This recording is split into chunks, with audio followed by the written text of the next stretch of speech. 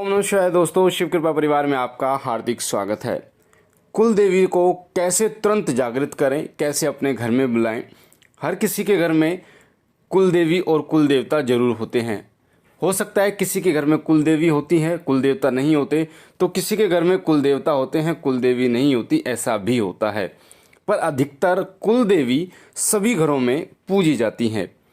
कुल देवी वो देवी होती हैं जो हमारे पीढ़ियों से हमारे घर में पूज रही हैं और साथ ही उनकी कृपा से हमारे घर में एक सुरक्षा चक्र निर्मित है। हमारे घर में तमाम प्रकार की खुशियां हैं, उन्हीं की वजह से आती हैं। यहाँ तक कि संतान सुख जो मिलता है वो भी उन्हीं की कृपा से प्राप्त होता है। पर किन्हीं कारणों से कुल देवी को ना पूजने से, उनको भूल जाने से, उनके स्थान पर ना जाने से वो कुल देवी अपना सुरक्षा चक्र हमारे घर से हटा लेती हैं और हमारे घर से वो पलायन कर जाती है, यानी हमारे घर से वो निकल जाती हैं। हमारे घर में उनका प्रवेश नहीं होता, जिसके कारण होता क्या है, परिणाम ये होता है कि हमारे घर में हमारा घर इस प्रकार से हो जाता है जैसे दरवाज़ा खुले हों, कोई भी उसमें घुस सकता है। फिर नकारात्मक शक्तियां हमारे घर में वास करना शुरू कर देती हैं, घुसना शुरू कर देती हैं बिना रोक टोक। साथ ही बीमारियां हमारे घर में बिना रोक टोक घुसनी शुरू हो जाती हैं। फिर अनायास या अनेक प्रकार की जो दिक्कतें हैं वो आपके घर में शुरू हो जाती हैं। तो कुल देवी को किस प्रकार से आप तुरंत अपने घर में बुला सकते हैं, आज एक ऐसा उपाय मैं आपको बताने जा रहा हूँ। बहुत ही आसान उपाय है, ध्यान से सुनिएगा एक एक चीज को, ताकि बारीकी से आपको समझ में आए। क्योंकि कुलदेवी के प्रति बहुत सारे लोगों का प्रश्न ये आया है कि कुलदेवी को कैसे जागृत करें, कुलदेवी को कैसे बुलाएं। मैं आपको बता दूं, अगर कुलदेवी आपसे प्रसन्न है तो हर प्रकार से आपकी रक्षा करती है। कुलदेवी अगर आपसे प्रसन्न है तो किसी भूत प्रेत की औकात नहीं, हिम्मत नहीं कि वो आपके घर में प्रवेश कर जाए। यहाँ तक कि कोई तांत्रिक क्रियाएं भी आपके घर में नहीं हो सकती। कुल देवी उस प्रकार से कार्य करती है जिस प्रकार से एक व्यक्ति ने ब्लड प्रूफ जैकेट पहन रखी है कि जितनी भी गोलियां मारो उन पर कोई असर नहीं होता। इसी प्रकार से कुल देवी कार्य करती है। जब कुल देवी का सुरक्षा चक्र आपके परिवार में बनता है तो आपके परिवार को किसी प्रकार का कष्ट नहीं होता। तो मैं आपको बता देता हूँ क्या उपाय है, कैसे करना है। उससे पहले बता दूँ, अगर आप पहली बार शिव कृपा परिवार पर हैं तो आपके सामने वीडियो के नीचे जो लाल कलर का बटन है उसे दबा दीजिए ताकि आप हमारे साथ जुड़ सकें। साथ ही उसके साथ जो घंटे का निशान है उसे भी दबा दीजिए ताकि जो हम जानकारी डालें वो सबसे पहले आपको प्राप्त हो। कुल देवी को अगर आपने प्रसन्न कर लिया, कुल देवी को अगर आपने प्रसन्न कर लिया तो समस्त सिद्धियाँ, शक्तियाँ आपको तुरंत खुद ही मिल जाती हैं। इसीलिए कुल देवी की आराधना सबसे पहले की जाती है। जितने भी साधक होते हैं, भगत होते हैं, वो सबसे पहले अपने कुल देवी और कुल देवता की ही साधना की शुरुआत करते हैं। एक बात और मैं आपको बता दूं, कुल देवी और कुल देवता की साधना करने के लिए आपको ऐसा नहीं है कि गुरु की आवश्यकता हो।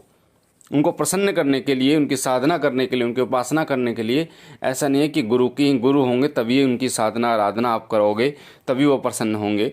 कुल देवी और कुल देवता, इनका अंश हमारे अंदर पहले से ही मौजूद होता है पीढ़ी दर पीढ़ी, जिसके कारण ये बहुत जल्दी हमसे प्रसन्न हो जाते हैं। तो आपको करना क्या है कुल देवी को प्रसन्न करने के लिए?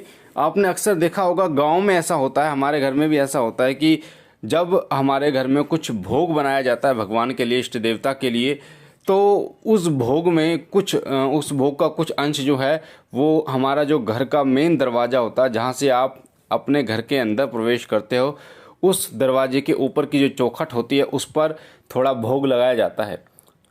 तो मैं काफ़ी सालों से मम्मी से पूछता था कि वो जो भोग है वो क्यों लगाया जाता है। तो मम्मी कहती थी ये घृत माता होती है, जिसे हम गर्भवत माता कहते हैं, कोई घृत माता कहता है। ये हमारे घर की सबसे बड़ी देवी होती है घृत माता। तो आपको जानकर खुशी होगी कि वो जो घृत माता वही हमारे घर की कुल देवी होती हैं। जो कुल देवी का जो स्थान होता है वो हमारे घर के मेन चौखट पर ऊपर की तरफ होता है, जहाँ आप बीच में जहाँ प्रवेश करते हैं उसके ऊपर की चौखट के ऊपर हमारी कुल देवी का स्थान होता है, जिसके कारण कोई भी शक्ति प्रवेश जब करती है तो उधर से ही करती है, मेन दरवाजे से, जिससे हमारे घर की कुल देवी हर प्रकार से उस शक्ति को रोकती है। तो जो भोग लगाया जाता है वो कुल देवी को चौखट पे लगाया जाता है, उनके स्थान पर लगाया जाता है। तो अब मैं आपको बता दूं कि इस उपाय को करने के लिए कुछ सामग्री की आपको आवश्यकता होगी। वो सामग्री मैं आपको बता रहा हूँ। सबसे पहले आपको चाहिए होगा एक लाल कपड़ा। एक लाल कपड़ा आपको चाहिए, एक साबुत जो हल्दी की गांठ होती है वो आपको चाहिए, एक कोयला आपको चाहिए, चंदन आपको चाहिए गीला, कुमकुम आपको चाहिए, लोबान की धूप और 11 रुपये आपके पास होने चाहिए, और एक कलावा आपको चाहिए। साथ ही आपको चाहिए एक देसी घी का दीपक और 2 सफ़ेद मिठाई आपको चाहिए। 2 सफ़ेद मिठाई में रसगुल्ले आप ले सकते हैं, बर्फ़ी आप ले सकते हैं। इस प्रकार से आपको ये सामग्री लेनी है। मैं आपको दोबारा बता देता हूँ सामग्री। लाल कपड़ा आपको चाहिए थोड़ा सा, एक हल्दी की गांठ साबुत चाहिए, एक कोयला चाहिए जो लकड़ी का कोयला होता है घरों में जो आग जलाई जाती है, चंदन और कुमकुम आपको चाहिए, लोबान की धूप आपको चाहिए, 11 रुपये आपके पास होने चाहिए, साथ ही देसी घी का दीपक और साथ ही 2 सफ़ेद मिठाई जो है वो आपके पास होनी चाहिए। तो ये जो प्रयोग है ये आपको करना है शाम को। और दूसरी बात ये कि इस प्रयोग को जो करेगा वो घर का मुखिया होना चाहिए। जो व्यक्ति घर का मुखिया हो वही इस प्रयोग को करेगा। कई बहन और भाइयों का ये कमेंट हो सकता है कि जी हमारे घर में अगर हमारे पापा ना हो तो कैसे? तो इस प्रयोग को अगर जिसके पापा ना हो तो उसकी मम्मी करेंगी, मम्मी ना हो तो पापा करेंगे, अगर माता पिता ही ना हो तो घर का जो लड़का बड़ा है वो करेगा, यानी कि जो घर का बड़ा मुखिया है वही करेगा। एक चीज़ ध्यान रखिएगा, कुल देवी और कुल देवता ये तभी प्रसन्न होते हैं जब घर का मुखिया जो घर की पूरी बागडोर को संभाल रहा हो वो इनका पूजन करे। क्योंकि आपने देखा होगा जब कभी लड़ाई होती है आपकी बाहर किसी से, तो जो घर का मुखिया अगर वो माफ़ी मांग लेता है तो इसका मतलब पूरे परिवार ने माफ़ी मांग ली, वो कहा जाता है। तो इसी प्रकार से जो घर का मुखिया है वो ही इस कार्य को करेगा। तो शाम को आपको ये कार्य जो है वो करना है, नहा धो के आपको ये कार्य करना है। सबसे पहले आप अपने घर ये जो सामग्री है मैंने आपको बताई, लाल कपड़े के अंदर ये सामग्री डाल दें। लाल कपड़े के अंदर हल्दी की गांठ आप डाल दें, एक कोयला डाल दें और लोबान धूप 11 रुपये आप डाल दें। तो चंदन का तिलक आपको करना है, उस हल्दी पर कोयले पर चंदन का तिलक करना है, थोड़ा सा कुमकुम का तिलक करना है हल्दी पर और उस पर कोयले पर। उसके बाद में लोबान धूप पर भी आपको तिलक करना है, और वो जो थोड़ा सा तिलक और जो चंदन है वो उस लाल कपड़े के अंदर डाल देना है। पैसे जो 11 रुपये उनके ऊपर भी आपको चंदन और कुमकुम का तिलक करना है।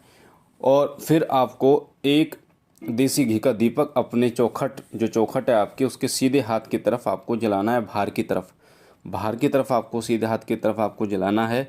साथ ही वो जो मिठाई है, जो 2 मिठाई आपने रख रखी है उसमें भी आपको तोड़कर थोड़ा सा उस मिठाई को उस लाल कपड़े के अंदर डाल देना। थोड़ा सा तोड़ना है बिल्कुल, वो उस लाल कपड़े के अंदर डाल देना है। और हाथ में उस सामग्री को लेके, देसी घी का दीपक आपने सीधे हाथ पे जला लिया, हाथ में उस सामग्री को लेके सीधे हाथ पर, और मुख जो है वो आपका बाहर की तरफ होना चाहिए। आप अपने घर के अंदर हो मेन चौखट पे और मुख आपका बाहर है, बाहर की तरफ। घर के अंदर आप खड़े हुए हो, मुख आपका घर के बाहर की तरफ है, और दोनों हाथों में पोटली को लेके शाम के वक्त उस समय आपको ये बोलना है, जिस समय सूरज ढल जाए आपको बोलना है, हे मेरे घर की कुल देवी, हे मैया मेरी, हे जगत माता, मैं अज्ञानी मूर्ख बालक हूँ, सेवक हूँ, मुझसे मेरे परिवार से बहुत अनजाने में गलतियाँ हुई हैं। हे देवी, आप तो मेरे घर की कुल देवी हैं, आप तो कृपालु हैं, दयालु हैं, अपने भक्तों पर, अपने बच्चों पर सदैव कृपा करने वाली देवी हैं, मेरी माता हैं। हे माँ, मेरे घर की कुल देवी, मेरे घर में पूज्यमान, हे मैया रानी, मैं अज्ञान मूर्ख हूँ, हम अगर आपको भूल गए किसी कारणवश या फिर आपके स्थान पर ना जा सके तो उसके लिए मैं क्षमा मांगता हूँ आपसे। जो मुझे नहीं पता कि मेरे घर की कुल देवी कौन है, पर आप जो भी हो मेरे घर की कुल देवी, तो मेरे घर में प्रवेश कीजिए, पधारिए, और साथ ही मुझे दर्शन देकर कृतज्ञ कीजिए। इस प्रकार से आपको बोलना है। और साथ ही उससे पहले एक और चीज़ बताना मैं भूल के आपको बता दूं कि एक स्थान आपको कुल देवी के लिए बनाना है, चाहे मंदिर में अलग से एक स्थान बना ले, एक रेशमी कपड़ा, एक लाल कलर का रेशमी कपड़ा आपको बिछाकर आपको कुल देवी का स्थान बनाना है। वहाँ पर ये कार्य करने के बाद आपको दीपक जलाना होगा। तो ये जब आप ये बोल लोगे अपने कुल देवी से, उसके बाद उसको कलावे से पोटली बनाकर आपको कील के माध्यम से जो घर के मेन चौखट है उसके ऊपर वो पोटली टांग देनी है।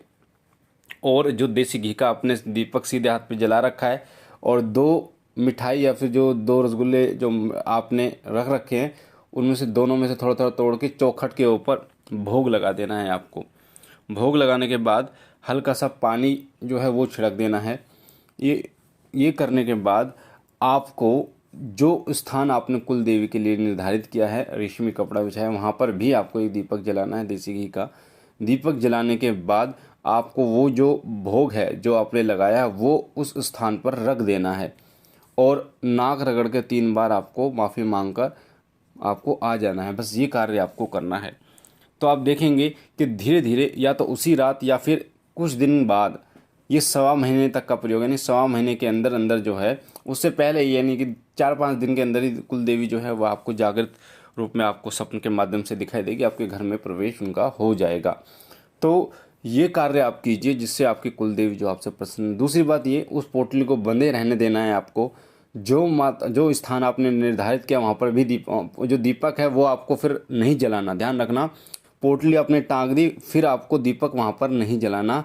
चौखट पे जो स्थान आपने निर्धारित किया है कुल देवी के लिए, वहाँ पर आपको देसी घी का दीपक आपको जलाना है, धूप बत्ती जलानी है। साथ ही उस पोटली को भी धूप बत्ती डेली दिखानी है। सुबह शाम उस पोटली को धूप बत्ती दिखानी है। सुबह शाम ही उस स्थान पर कुल देवी का दीपक जलाना है, उनकी वंदना करनी है।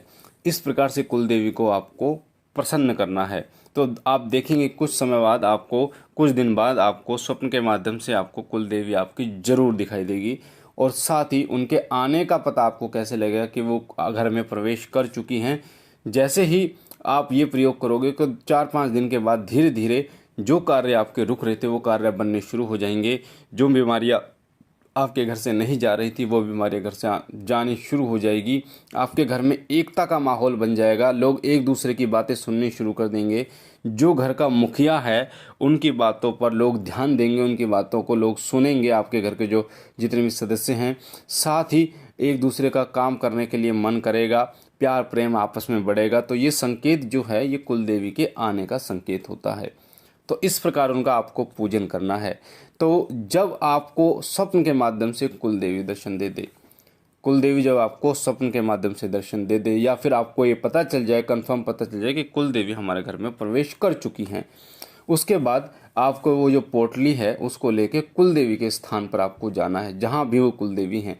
जैसे हमारी माता शीतला है गुड़गांव में, तो हम माता शीतला के दरबार में जाते हैं। तो ऐसे ही आपकी कुल देवी, किसी की माता निकुम्बरा माता कुल देवी होती है, किसी की माता श्याम कौर होती है, पाथरी वाली होती है, तो किसी की अलग अलग कुल देवियाँ होती हैं। तो उनके स्थान पर जाना और वो पोटली और कुछ दक्षिणा और ऐड करके वो आपको मंदिर में चढ़ा देनी है और माता से निवेदन करना कि हे माता, मेरे घर में सदा सदा के लिए आप विराजमान होइए, मेरे घर की हर प्रकार से आप रक्षा कीजिए। तो माता हर प्रकार से आपके घर की रक्षा करेगी और आपके घर में विराजमान होगी। पर उनका पूजन आपको नहीं छोड़ना है, कुल देवी के स्थान पर जाना आपको नहीं छोड़ना। मैं आपको बता दूं, समस्त सिद्धियां जो हैं वो कुल देवी के हाथ में होती हैं, कुल देवता के हाथ में होती हैं। अगर आपने इनको प्रसन्न नहीं किया तो किसी प्रकार की सिद्धि आपको प्राप्त नहीं होगी, किसी प्रकार की शक्तियाँ प्राप्त नहीं होगी, और करना भी चाहोगे तो उसका नकारात्मक प्रभाव आपके ऊपर पड़ेगा। तो सबसे पहले आपको कुल देवी और कुल देवता को प्रसन्न करना है। पहले इनकी साधना कीजिए, पहले इन्हें प्रसन्न कीजिए, क्योंकि ये प्रसन्न हो गए तो आपको गृहस्थी सुख के साथ साथ में सिद्धियां भी प्रदान करेंगे। हमारे घर की जो कुल देवी होती है, कुल देवता होते हैं, इनके आड़े कोई नहीं आता। ध्यान रखना, इनके रास्ते में कोई नहीं आता, क्योंकि ये जो नियम है ये ऊपर वाले परमेश्वर ने बनाए हैं कि कुल देवी, कुल देवता, खेड़ा देवता, ये सब परमेश्वर के नियम बने हैं। तो अगर आप ये सोचो कि भगवान शिव की पूजा कर लूँ, हनुमान जी की पूजा कर लूँ, तो ये जो हैं कुल देवी जो हैं इनको नहीं मानोगे तो हनुमान जी कृपा करेंगे, तो ऐसा नहीं होगा। इनके रास्ते में कोई नहीं आएगा। जिस प्रकार से आपके घर की लड़ाई होती है, तो घर की लड़ाई में बाहर का कोई व्यक्ति आपको इंटरफेयर नहीं करता, क्योंकि वो आपके घर की लड़ाई है, वो आपस में आप। उसी प्रकार से आपके घर की कुल देवी है, तो घर की कुल देवी और आपके बीच में कोई बाहरी देवता नहीं आता, चाहे वो कितना ही बड़ा देवता क्यों ना हो। तो इन चीज़ों का आप ध्यान रखिए। कुलदेवी को प्रसन्न कीजिए, कुलदेवता को प्रसन्न कीजिए, इस उपाय को कीजिए। और इस उपाय को करने के बाद लगभग 10 दिन 15 दिन बाद मुझे कमेंट में ज़रूर बताइएगा कि माता जो आपकी कुलदेवी हैं वो आपके घर में विराजमान हुई, उससे आपको संकेत क्या क्या मिले। तो मुझे आशा है ये जानकारी आपको पसंद आई होगी। अगर आप पहली बार शिव कृपा परिवार पर हैं तो आपके सामने जो लाल कलर का बटन है उसे दबा के चैनल को सब्सक्राइब कीजिए, लाइक कीजिए, शेयर कीजिए और बहनों और भाइयों तक, ताकि और लोगों तक ये जानकारी पहुँचे और लोग भी इसका फ़ायदा उठा पाएँ।